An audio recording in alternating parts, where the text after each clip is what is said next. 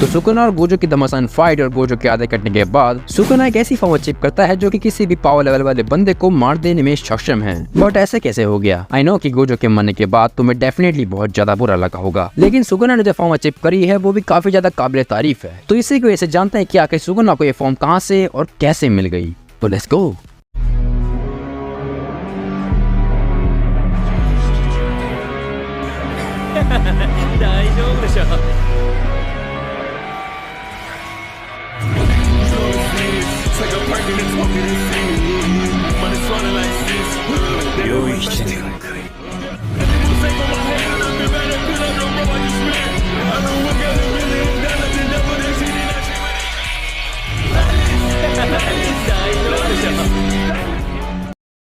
तो गोजो के दो हिस्सों में बंटने के बाद हर एक फैन घबरा चुका था कि आगे क्या होने वाला है। और वैसे ही सीन में एंट्री होती है उरुमे की, जो कि सुकुना को उसका वेपन देना ही होती है। और उसी वक्त हमें ये पता लगता है कि ये वही वेपन है जो कि उरुमे ने मरते वक्त अपने बाइंडिंग वो से क्रिएट किया था। और इस पावरफुल टूल या फिर वेपन का नाम था कामादुके, जो कि सुकुना को एक नेक्स्ट लेवल की पावर देता है, जिसकी वजह से सुकुना इलेक्ट्रिक अटैक्स को भी जनरेट कर सकता है, जो कि उसकी बाकी पावर्स के साथ मिलने के बाद इतनी ज्यादा पावर या फिर टेक्निक क्रिएट करती है जो कि किसी भी पर्सन को खत्म कर देने में सक्षम है। बट शॉक लगने वाली बात जब आती है जिस वक्त सुकुना काशिमा ऊपर अपना अटैक करता है और लाइक उसे कुछ भी नहीं होता। और फिर थोड़ी देर में काशिमा सुकुना से एक बड़ा अजीब सा सवाल पूछता है कि क्या तुमने स्ट्रॉन्गेस्ट कर्स का टाइटल अर्न किया है? ऑफ कोर्स सुकुना को इस बात से घंटा फर्क नहीं पड़ता, बट वह फिर भी इस बात का जवाब देता है और बोलता है कि मैं हमेशा से एक अनवांटेड चाइल्ड था और लोग मुझे एक कर्स की तरह देखते और कर्स बुलाते थे। अब इतनी सीरियस बातचीत खत्म होने के बाद इन दोनों के बीच में फाइट चालू हो जाती है, जिसमें काशिमा अपनी मिथिक बीस्ट एम्बर नाम की टेक्निक यूज करता है, जिसकी वजह से काशिमा की स्पीड नॉर्मल से सुपर लेवल वाली हो चुकी होती है। और ताज्जुब की बात तो यह है कि वो सुकुना पर अपने अटैक्स को प्रॉपर्ली लैंड भी कर पा रहा होता है, जिसकी वजह से सुकुना वाज लाइक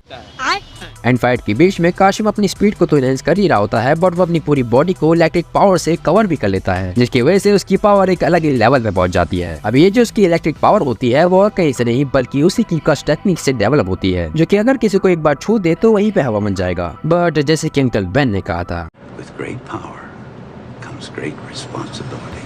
तो वैसे इस पावर के साथ उसको एक रिस्पॉन्सिबिलिटी मिलती है कि वो इस पावर को केवल एक ही बार यूज कर सकता है। बट उसको इसके इफेक्ट से क्या ही फर्क पड़ता है, क्योंकि जैसे ही काशिमा इस टेक्निक को यूज करेगा तो सामने वाला पूरी तरह खत्म हो जाएगा और शायद उसकी बॉडी का कोई भी पार्ट बचे ही नहीं। एंड इसी चीज को सोचते हुए उसने टेक्निक को सुकुना पर आजमाया और हम रीडर्स के लिए एक और बात से पर्दा उठा दिया कि सुकुना के पास रिवर्स कस्ट टेक्निक के अलावा भी एक ऐसी टेक्निक है जिसकी वजह से वो अपनी पूरी बॉडी को हील कर सकता है। और इस टेक्निक का नाम है रेज्यूमिंग हिज ट्रांसफॉर्मेशन। और इस टेक्निक को भी सुकुना काशिमा की तरह केवल एक ही बार यूज कर सकता है। और जब सुकुना इस टेक्निक को यूज करता है तो वो एक ऐसी फॉर्म अचीव करता है जो कि बच्चों को ना दिखाया जाए तो ज्यादा ही अच्छा है। मतलब यार तुम खुद ही देख सकते हो कि आखिर ये बंदा किस लेवल का ऑरा जनरेट करके बैठा हुआ है। शायद वो इस फॉर्म में गोजो को भी मार सकता है। क्या मतलब उसने गोजो को पहले ही मार दिया है।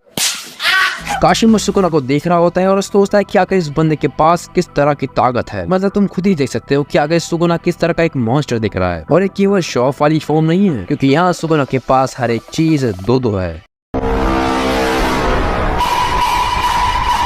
मतलब उसके पास 2 हाथ की जगह 4 हाथ हैं और एक मुंह की जगह 2 मुंह। मतलब सुकुना फाइट करते हुए अलग अलग कामों को भी अंजाम दे सकता है। वैसे मैं तुम्हें बता दूं कि सुकुना ने इस फॉर्म को पहले ही अचीव करा हुआ है, बट आखिर क्यों? ऑब्वियसली यार ये उसकी ओरिजिनल फॉर्म है और सुकुना ने इस फॉर्म में पहले के वक्त एक घमासान फाइट की थी जिसमें उसका कोई भी अपोनेंट बच नहीं पाया था। बट वहीं दूसरी तरफ काशिमा डरने के बजाय सुकुना को देख रहा होता है और उससे जल रहा होता है कि आखिर उसने ये फॉर्म कैसे अचीव कर ली। जिसके बाद सुकुना काशिमा पर अपना अटैक करता है और कुछ ही अटैक्स में सुकुना काशिमा को पूरी तरह और बहुत बुरी तरह घायल कर देता है। और सुकुना का अटैक इतना ज्यादा इंटेंस था कि काशिमा अपनी कस्ट टेक्निक को यूज करने के बाद भी काफी बुरी तरह घायल हो चुका था, क्योंकि सुकुना ने उस पर वही अटैक किया था जिसकी वजह से गोजो ऐसी से ऐसा हो गया। एंड काशिमा को इतना इंजर्ड करने के बाद सुकुना उसको अपनी फालतू बात बता रहा होता है कि कैसे वो एक लड़की से मिला और कैसे वो उसको ज्ञान बांट रही थी। बट सुकुना काशिमा से कहता है कि ज्ञान की जरूरत मुझ जैसे पावरफुल बंदे के लिए नहीं बनी है, बल्कि तुम और गोजो जैसे कमजोर बींग्स के लिए बनाई गई है। और इतनी बकवास करने के बाद सुकुना काशिमा पर अटैक पे अटैक करने लगता है, जिसकी वजह से द गॉड ऑफ थंडर काशिमा की डेथ हो जाती है। और फिर हमें आफ्टर लाइफ यानी कि काशिमा के मरने के बाद का सीन दिखाई पड़ता है, जहाँ सुकुना काशिमा को बताता है कि उसके लिए प्यार जैसी कोई भी चीज एग्जिस्ट नहीं करती है, क्योंकि जो भी चीज उसे पसंद आती है तो वो उसे रखता है और जो भी चीज उसे पसंद नहीं आती वो उन्हें खत्म कर देता है। और वो इन चीजों को जब तक करेगा जब तक उसकी डेथ नहीं आती।